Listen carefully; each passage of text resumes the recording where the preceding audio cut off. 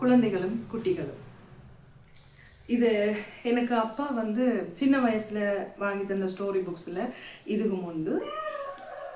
இந்த சிறுவர் இலக்கியம் ரஷ்ய எழுத்தாளரால் எழுதப்பட்டது. பேரோவ்ஸ்கியான்ற ஒரு எழுத்தாளர். இந்த புக் எனக்கு சரியான ஒரு ஃபேவரட் புக் உண்டு.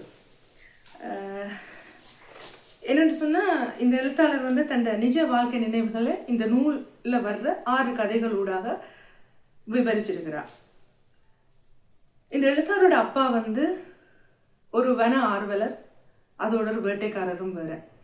அப்போ ஒரு கிராமத்தை அண்டின பகுதியில தான் இவட சிறு பிராயம் வாழ்ந்து கொண்டிருந்திருக்கிறா. அந்த கிராமப்புற அழகு, அந்த இயற்கையோடு சேர்ந்து வாழ்கிற அந்த லைஃப் ஸ்டைலை இந்த கதை கூடாக அழகாக விவரிச்சிருக்கிறேன். இந்த இவட அப்பா காட்டுக்கு போயிட்டு வர்றதப்போ அங்கே மீட்கிற விலங்குகள் அல்லது அவருக்கு கிடைக்கிற வேறு மிருகங்களோட குட்டிகள் எல்லாத்தையும் வீட்டுக்கு கொண்டு வருவார்.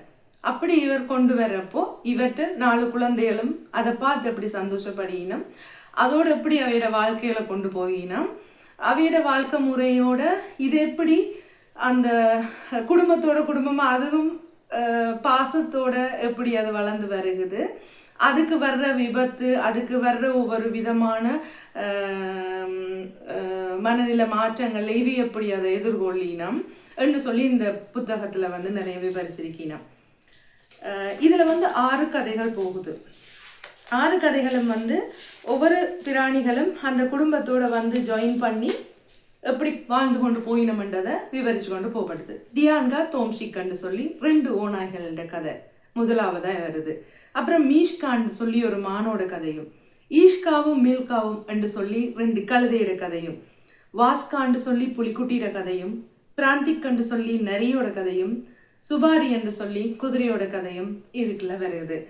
அதாவது சின்ன வயசுலயே பிள்ளைகளை எப்படி ஜீவகாருண்யத்தோட வளர்க்குறதும், மற்ற விலங்குகள் எப்படி அன்பு வைக்கிறது, அதே நேரம் இயற்கையோடு எப்படி அந்த அழகை ரசித்து இயல்பா வாழ்றது என்ற விஷயத்தையும் சின்ன வயசுலேயே நாங்கள் குழந்தைகளுக்கு கற்றுக் கொடுக்கக்கூடிய மாதிரி இருக்கு. இந்த நூல் அதுக்கு நல்ல முக்கியமான ஒரு நூலாக இருக்குது.